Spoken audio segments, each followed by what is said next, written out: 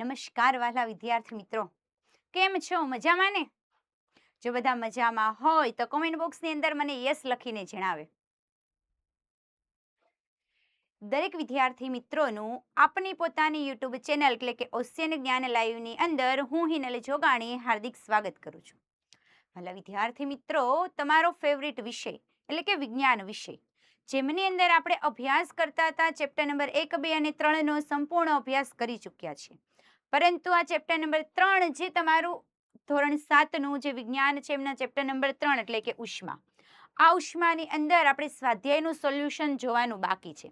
તો વહેલા વિદ્યાર્થી મિત્રો, આજના લેક્ચરની અંદર જે તમારું 7મા ધોરણનું ચેપ્ટર નંબર 3 છે, એ 7મા ધોરણના ચેપ્ટર નંબર 3ના સ્વાધ્યાયનું સંપૂર્ણ સમજૂતી સાથેનું સોલ્યુશન લઈને હું હાજર થઈ ચૂકી છું.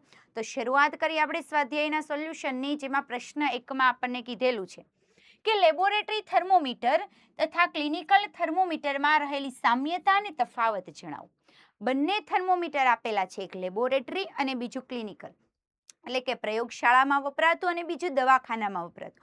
બંનેની અંદર શું સામ્યતા? સામ્યતા એટલે સમાનતા છે, અને તફાવત એટલે બંનેની અંદર શું ભેદભાવ રહેલો છે, બંનેમાં શું અલગપણું છે, એ આપણે દર્શાવવાનું છે. તો જો બંનેની અંદર સામ્યતામાં જોવા જઈએ તો બંનેની અંદર પ્રવાહી તરીકે મર્ક્યુરી એટલે કે પારો વપરાય.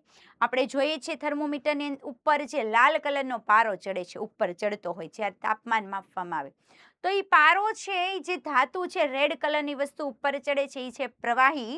અને પ્રવાહીની અંદર શું કઈ ધાતુ છે? તો કે પ્રવાહી સ્વરૂપે વપરાતી ધાતુ એવી મર્ક્યુરી, જેને બીજું કહેવાય છે પારો.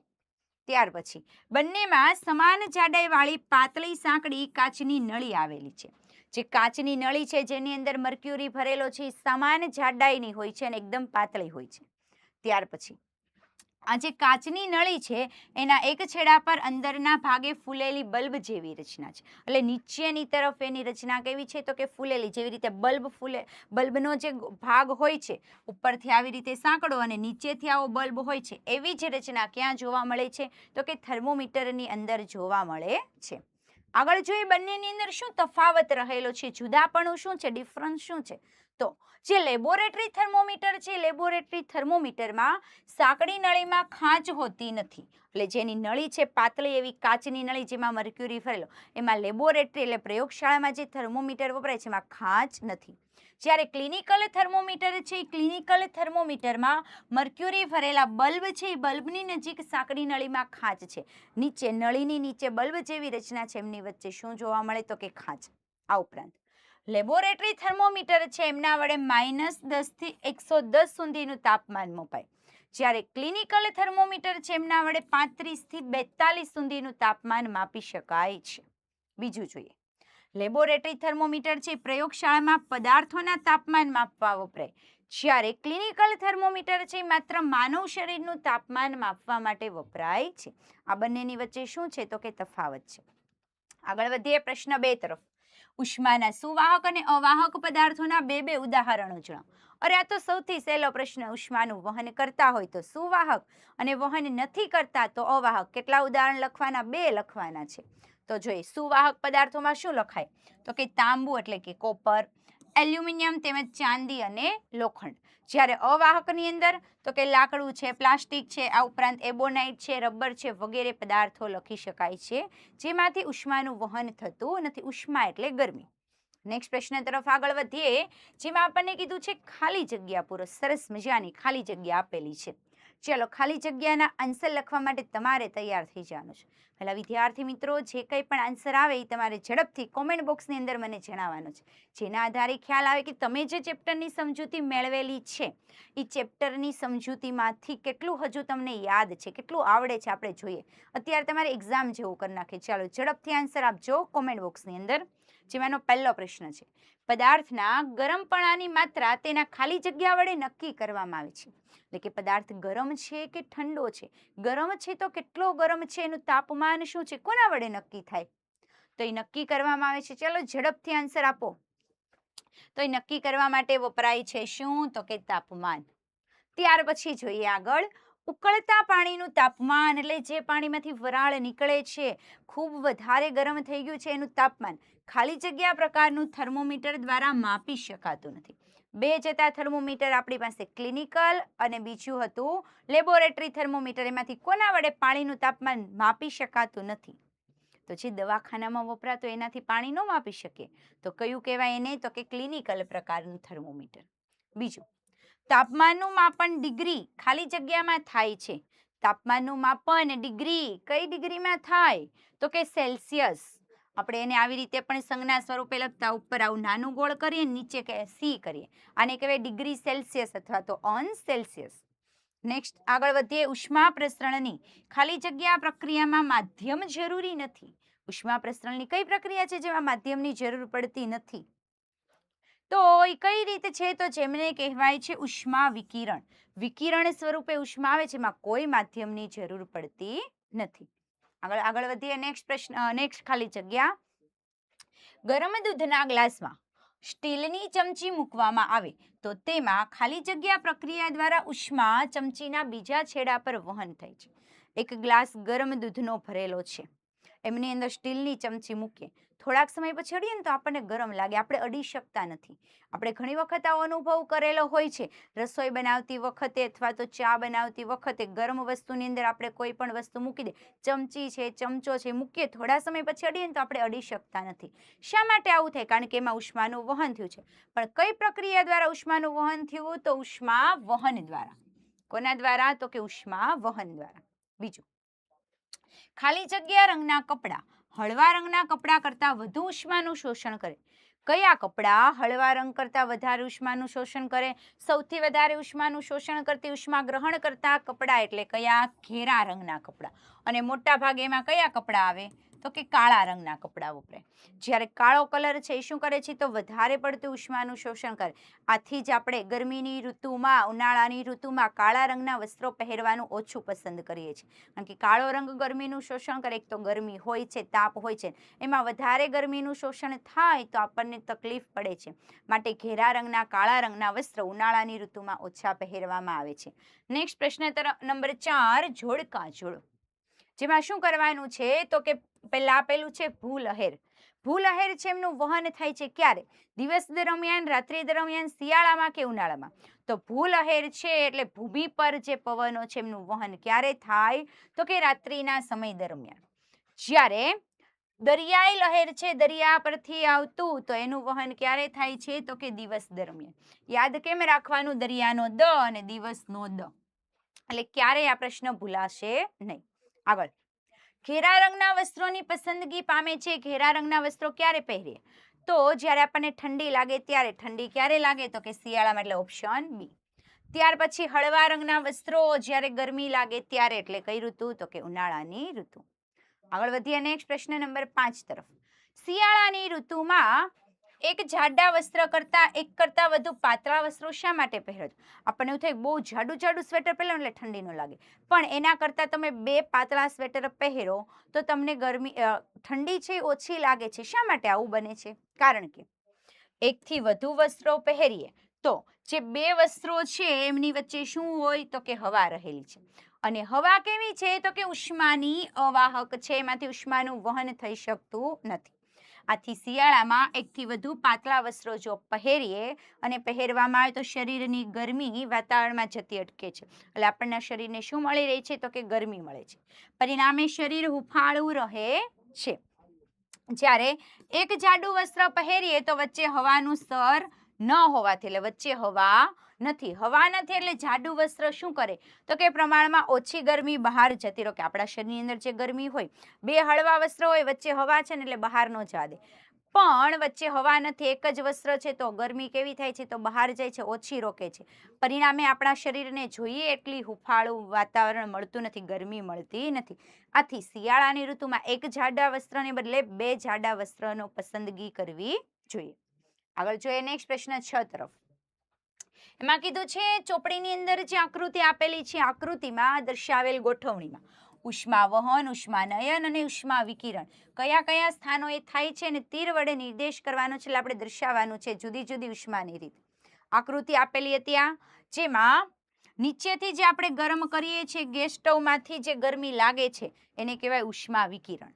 ત્યાર પછી તપેલીમાંથી જે થાય છે ઉષ્માનું, તો એને કહેવાય ઉષ્મા વહન. અને પાણી ગરમ થાય છે કોના દ્વારા? તો કે ઉષ્માનયન દ્વારા. એટલે જુદા જુદા નામ આપી દીધા. આગળ વધીએ. નેક્સ્ટ, ગરમ હવામાન વાળા પ્રદેશોમાં મકાનોની બહારની દિવાલો સફેદ રંગથી રંગવામાં આવે છે, પણ કયા પ્રદેશમાં? તો કે ગરમ. જ્યાં ગરમી વધારે છે, જ્યાં રણ પ્રદેશ છે, રાજસ્થાન જેવા વિસ્તારો, કચ્છ જેવા વિસ્તારો, કે ત્યાં જે મકાનો છે હળવા રંગથી એટલે સફેદ રંગથી રંગવામાં આવે. આવું શા માટે કરે છે? કારણ કે જ્યાં ગરમ હવામાન છે ત્યાં ગરમી છે ઉષ્મા વિકિરણ દ્વારા મકાનોની દિવાલ ગરમ થાય છે. હવે જો મકાનોની દિવાલ સફેદ રંગથી રંગેલી હોય તો આ દિવાલો છે શું કરે છે? તો કે ઉષ્મા વિકિરણ દ્વારા ઉષ્માનું શોષણ, જે ઉષ્મા પહોંચેલી છે એનું શોષણ કેવું કરે? તો કે ખૂબ જ ઓછું કરે, કારણ કે એ હળવો રંગ છે. અને એમાં જે કિરણો આવે છે એ કિરણોનું શું કરે? તો કે પરાવર્તન કરે, ઉષ્માને પાછી મોકલે. પણ આથી બહારની દિવાલો કેવી થાય? તો કે ઓછી ગરમ થાય. ઓછી ગરમ થાય એટલે અંદર છે એ રહેતા લોકોને ગરમી પણ કેવી લાગે? ઓછી. પણ જો સફેદ રંગની બદલે કાળા રંગથી રંગેલી હોય તો જે કિરણો છે જે આવે છે એ દરેકનું શોષણ કરી લે, એટલે દિવાલો ગરમ થાય. દિવાલ ગરમ થાય તો આપણને અંદર પણ ગરમી લાગે છે. આથી ગરમીથી બચવા માટે શું કરવામાં આવે છે? તો ગરમ હવામાનમાં જે લોકો રહે છે, એક તો ગરમી છે ને એમાં મકાનમાં જાય તો વધારે ગરમી લાગે, તો એ ગરમીથી બચવા માટે દિવાલો કેવા રંગથી રંગે છે? તો કે સફેદ રંગથી રંગવામાં આવે છે. આગળ વધીએ. નેક્સ્ટ પ્રશ્ન નંબર 8 તરફ. પણ આગળ વધતા પહેલા વહાલા વિદ્યાર્થી મિત્રો, તમારા માટે ખાસ નોંધ અને ખાસ જાણવા જેવી વસ્તુ તો કે શું? તો કે ધોરણ 6 થી 8 માટે બ્રહ્માસ્ત્ર બેચ એટલે કે તમારું ઓનલાઈન ટ્યુશન ક્લાસ શરૂ થઈ ચૂક્યું છે, જેમની અંદર એડમિશન પ્રોસેસ પણ શરૂ છે. માટે વહાલા વિદ્યાર્થી મિત્રો, હજુ પણ જો તમે બ્રહ્માસ્ત્ર બેચની અંદર નથી જોડાયા તો ઝડપથી આ બેચની અંદર જોડાઈ જાઓ અને જેટલો બને એટલો એમની અંદરથી જે કંઈ પણ વસ્તુ મળે છે દરેક વસ્તુને તમે લાભ લઈ શકો. તો હવે તમને એવું થાય કે અમે આ બેચની અંદર જોડાઈએ છીએ તો અમને શું લાભ મળે છે, કઈ કઈ વસ્તુ અમને પ્રાપ્ત થઈ શકે છે? તો સૌપ્રથમ તો તમારા ધોરણની અંદર જે કંઈ પણ વિષયો આવે છે એ દરેક વિષયોનો અભ્યાસ તમને સમજૂતી સાથે થાય છે. સાથે સાથે અભ્યાસની સાથે સાથે સ્વાધ્યાયનું સોલ્યુશન પણ તમને પ્રાપ્ત થાય છે. આ ઉપરાંત તમારી એકમ કસોટી, ત્રિમાસિક કસોટી, ગુજરાત સરકાર દ્વારા લોન્ચ કરવામાં આવેલી સ્વ અધ્યયન પોથી, ગાલા સ્વાધ્યાય પોથી, પ્રથમ સત્રાંત પરીક્ષા, દ્વિતીય સત્રાંત પરીક્ષા, બધી જ વસ્તુ તમને આ બ્રહ્માસ્ત્ર બેચમાંથી મળી જવાની છે. તો બ્રહ્માસ્ત્ર બેચની અંદર એડમિશન લઈ લીધું તો તમારે બીજે કશું જ જવાની જરૂર નથી, કોઈ પણ તૈયારી કરવાની જરૂર નથી. અહીંયાથી જેટલું કરાવવામાં એટલી જ તૈયારી કરશો તો પણ તમે તમારા પરીક્ષાનું પરિણામ સર્વશ્રેષ્ઠ લાવી શકો છો, ધાર જોઈએ એટલું પરિણામ મેળવી શકો છો. તો વહાલા વિદ્યાર્થી મિત્રો, આપણું પરીક્ષાનું પરિણામ સુધારવા માટે હજુ પણ આપણી પાસે સમય છે, હજુ સમય ગયો નથી. જો એડમિશન નથી લીધું તો ઝડપથી એડમિશન લઈ લ્યો. આ ઉપરાંત બ્રહ્માસ્ત્ર બેચને લગતી વધારે માહિતી પ્રાપ્ત કરવી છે તો અહીં આપેલો કોન્ટેક્ટ નંબર 7046222254 પર કોન્ટેક્ટ કરી શકો છો, અથવા તો બ્રહ્માસ્ત્ર બેચમાં જોડાવા માટેની લિંક નીચે વિડીયોના ડિસ્ક્રિપ્શન બોક્સમાં આપેલી છે. આ ઉપરાંત આપણે એપ્લિકેશન ઓશિયન જ્ઞાન લાઈવ અત્યારે જ ડાઉનલોડ કરો, ત્યાંથી પણ તમે બ્રહ્માસ્ત્ર બેચમાં જોઈન થઈ શકો છો.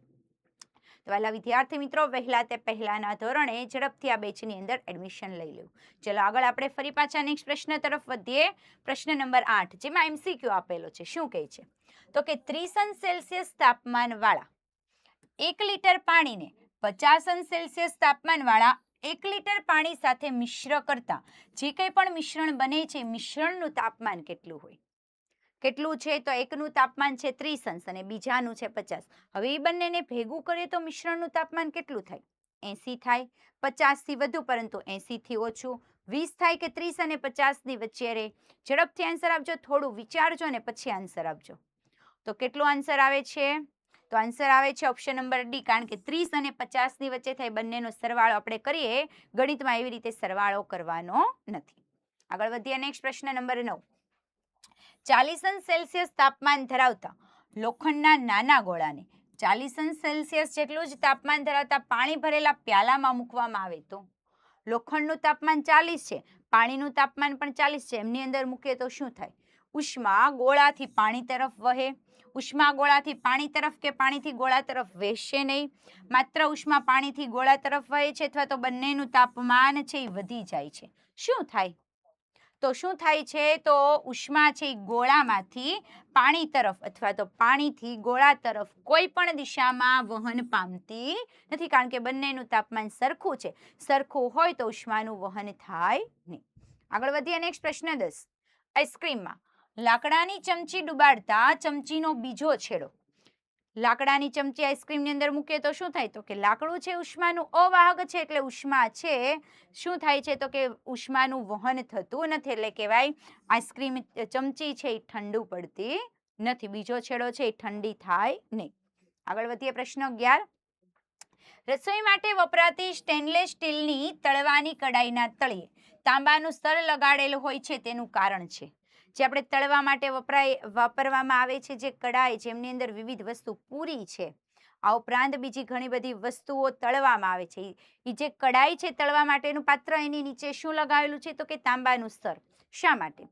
તો કે તાંબાનું તળિયું કડાઈને મજબૂતાઈ આપે. આવી કડાઈ રંગીન છે. સ્ટેનલેસ સ્ટીલ કરતાં તાંબુ ઉષ્માનું વધુ સુવાહક છે, કે સ્ટેનલેસ સ્ટીલ કરતાં તાંબાને સાફ કરવું સરળ છે? તો સ્ટીલ કરતાં તાંબુ કેવું છે? તો કે ઉષ્માનું વધારે સુવાહક હોય તો ઉષ્મા સરળતાથી વહન થાય ને અંદરનું તેલ ઝડપથી ગરમ થાય ને આપણે વસ્તુ યોગ્ય રીતે તળી શકીએ છીએ. એટલે આન્સર આવે છે કયો? તો કે આપણો ઓપ્શન નંબર સી. આગળ વધીએ નેક્સ્ટ પ્રશ્ન તરફ. તો બસ વહાલા વિદ્યાર્થી મિત્રો, અહીંયા આપણે ચેપ્ટર નંબર 3 જે ઉષ્મા છે એમના સ્વાધ્યાયનું સંપૂર્ણ સમજૂતી સાથેનું સોલ્યુશન પૂર્ણ થાય છે. ફરી પાછા નેક્સ્ટ લેક્ચરમાં નેક્સ્ટ ચેપ્ટરના સ્વાધ્યાયના સોલ્યુશન માટે મળીએ. ત્યાં સુધી જો તમને મારો આજનો આ વિડીયો પસંદ આવ્યો હોય તો લાઈક કરો, તમારા જુદા જુદા મિત્રો સુધી શેર કરો, અને અમારી યુટ્યુબ ચેનલમાં નવા હોય તો આજે જ ચેનલને સબસ્ક્રાઈબ કરો. અસ્તુ. જય હિન્દ.